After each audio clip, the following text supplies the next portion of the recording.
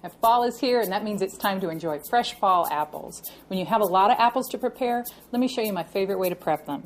Just cut from both sides of the core. Turn it on its side and remove the rest.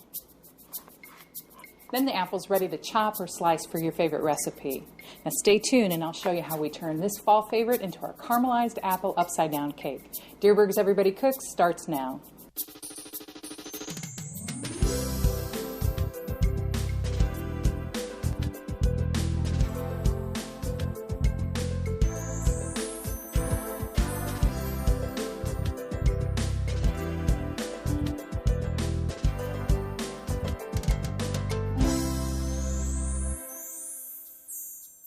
Hi, welcome to Dierbergs Presents Everybody Cooks. I'm Barbara Eidenauer. And I'm Kathy Chipley. We're here at the Bogey Hill School of Cooking with a great collection of recipes, all from the September edition of the Everybody Cooks magazine.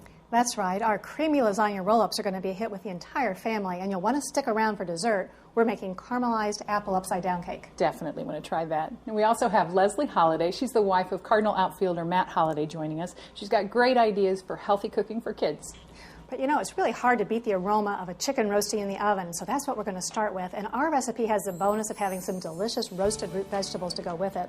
Now, I'm starting with about a 4.5-pound chicken, and the first thing you'll want to do is remove the giblets from the inside. The giblets are the heart, the gizzard, and the liver, and you can add those to a giblet gravy or add it to stuffing. If there's a neck in there, that's also great to add to some stock. And then if you want to rinse the chicken and pat it dry, you can do that. And now we're ready to season the inside. I'm just going to pull a few sprigs of fresh parsley. I'm going to tuck those into the cavity. And I'll also add some slices of lemon and a few cloves of garlic. Now we're ready to truss the bird, and to do that I'm just going to tuck the wings underneath. And then I'm going to use a silicone band to hold the legs together. These bands are just really easy to use. They're reusable, and you can pick them up in the gadget aisle at Dierbergs. Just twist it around the legs, and it'll hold them in place. The trussing really just serves the purpose of holding the chicken in position so that it looks really beautiful when it comes out of the oven. Now I'm ready to season that with just a little bit of olive oil. I'll rub that over the skin so it'll brown nicely, and then I'll add a little bit of Italian herb seasoning and some coarse salt.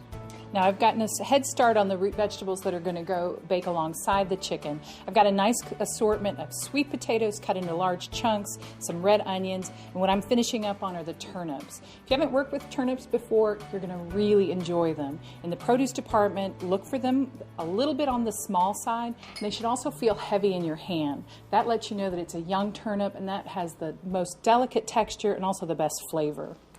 Once I peeled them, I just cut them into nice big chunks.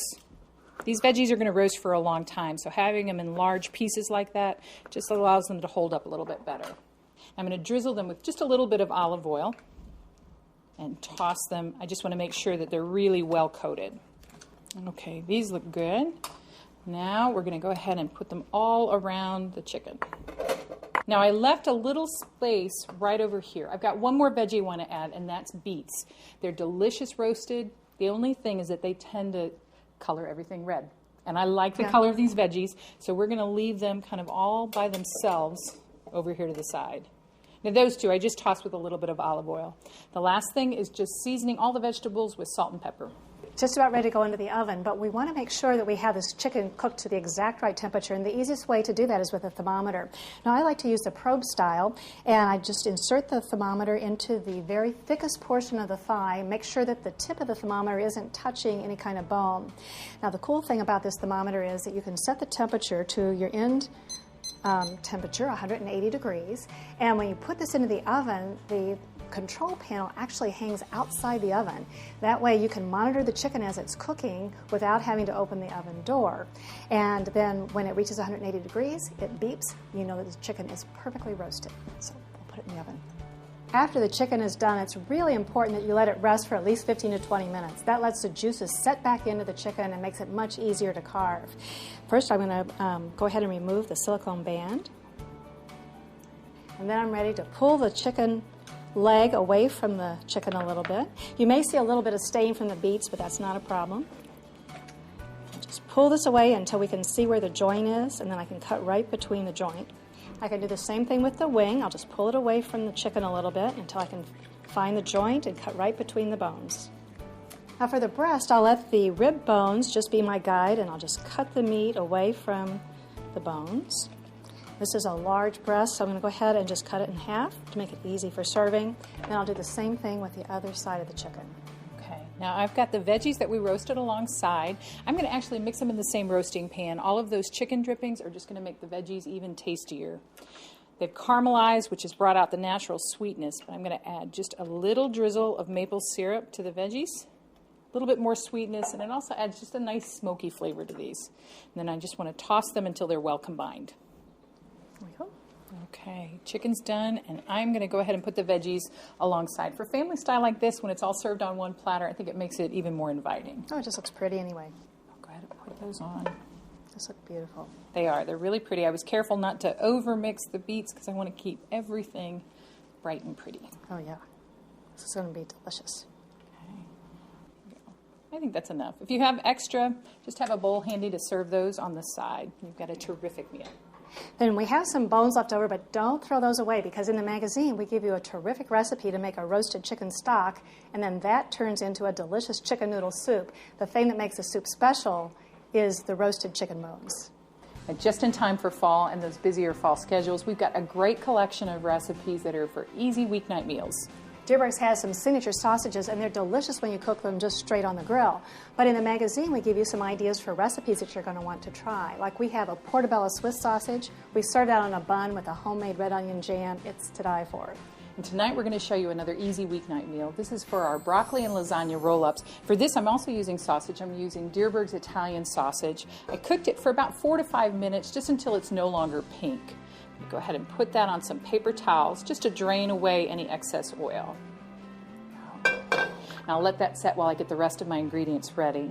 I've already got some ricotta cheese. To that, I'll add some onions and garlic. I'll add a teaspoon of dry basil. And then I've got some frozen broccoli. I allowed it to thaw completely, and I went ahead and chopped it into smaller pieces. That's going to make it a lot easier to form the lasagna roll-ups. And finally, the sausage. I'll just stir this together until it's well combined. All right, that looks pretty well combined. Now I can go ahead and assemble these. Now, rather than using a traditional red sauce, I'm using Alfredo. You can prepare your own family favorite recipe, or try the Dierbergs signature Alfredo sauce. It's really rich and creamy, and it's perfect in this recipe. Put a little layer on the bottom, and go ahead and spread that out into an even layer. Now I can roll up the roll-ups. I've already cooked some lasagna noodles. Just want to drain off the excess water. And rather than stacking these, I'm going to put all the filling in the center and roll it into a spiral. You want to divide all of the filling evenly. It comes out to a really generous ½ cup per roll-up.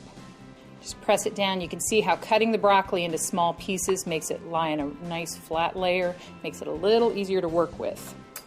Start at one end and just roll it up.